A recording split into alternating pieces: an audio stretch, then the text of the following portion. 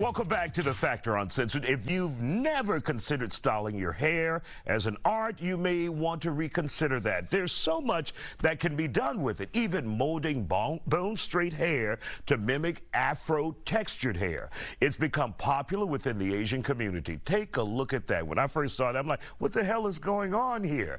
Companies like Hippie Buddha use different techniques to create the illusion of curls, coils, and even locks. Joining us to talk about it, Eva Go, Francesca Jones, who has Asian and Black ancestry, and hairstylist Cece Mason. Glad to have you all here on the Cece, when you saw that hair, what went through your mind, Cece? I had mixed emotions. Because you can go either way. Yes. So from mixed emotions, as a hairstylist, you always want to learn the new trends, because that's money for you. But as a Black woman, you think about, like, okay, well, they talked about our hair being nappy for so many years, or the kinkiness and the coily textures that we have, and then now all of a sudden it's in. They're not just doing the texture to it, they're also adding the dreadlocks to it, the extensions, and they're, I saw a few videos that actually, as soon as they finish getting their hair done, then they put the baggy clothes on and do the posing and stuff like that. But as a hairstylist, you want to catch every trend. You want to learn, take these new classes, because once you have your license, there are also all kind of classes to learn the new styles that are out. So you want to stay on topic, you want to stay hot, because you want to always be the go-to person, because if not, you'll lose clientele, and you want to always keep clientele for all avenues. Got it. So Francesca, you're in the middle. Your thoughts about this? You're in the middle, Black and Asian. Yes. So your thoughts? It's been an interesting kind of connection for me, because as a child, my mother did her best. But before the advent of Google and YouTube University, my Chinese mother did the best she could with my mixed hair. So I'll never forget. She used Ampro edge cream throughout my whole head and just didn't really know what to do with it. So it's interesting seeing how culture has completely embraced curls and coils and the beautifulness that is Black hair, mixed hair. And it's an interesting place to be, the intersectionality between what our hair is today. And you don't have any reservations like Cece does, seeing, you know, in the past and currently now, you know, Black wasn't so beautiful. Absolutely. The Black hair especially wasn't so beautiful to others around the world and right here in this country, but now they're embracing it, almost mimicking, you know. So your thoughts on that?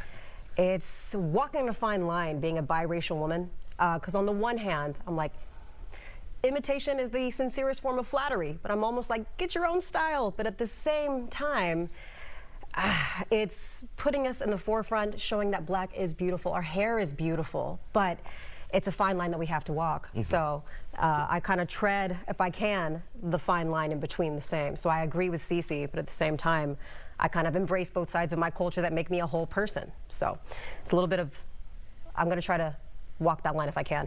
I understand. Eva, wait, Eva, we love Eva. Eva's on here all the time. Do we have that picture of Eva?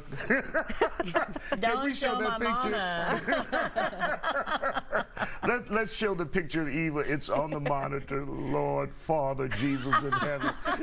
Eva, what was going through your mind? Well, back in the day, and I'm from Texas, hair is big, and I loved big hair. I paid tons of money over the years to have a spiral perm. I think whenever you have straight hair, you want curly hair, and vice versa. So I've always been a fan of But yours spiral. wasn't so much about Black Afro hair. It was just having curly hair. You didn't want the straight hair. Right. I just wanted the variety. I think it's beautiful. And I wore it for decades. I don't want to tell my age, but yeah, for decades. After a while, all the chemicals and stuff started to damage my hair, and I thought, I'm going to go natural, and it's beautiful. This is the way I was born, but I love it both ways. Whenever you can curl it and keep it straight at the same time. It's just a matter of style. When you see what they're doing in China, your thoughts on that, because that's far beyond what you ever did, and it wasn't what your line of thinking. They have a different line of thinking there. I think it's okay. It's just a matter of style, and it's, I think, a nod to the beauty of African American hair. I think we go through different trends where we want to have hair in different ways. I don't see anything wrong with it. I think it's beautiful. It's a great expression. All right. We want to thank you guys for joining us. And welcome, Francesca, your first visit. Great job. Give her a round of applause. Give her a round of applause, her first visit.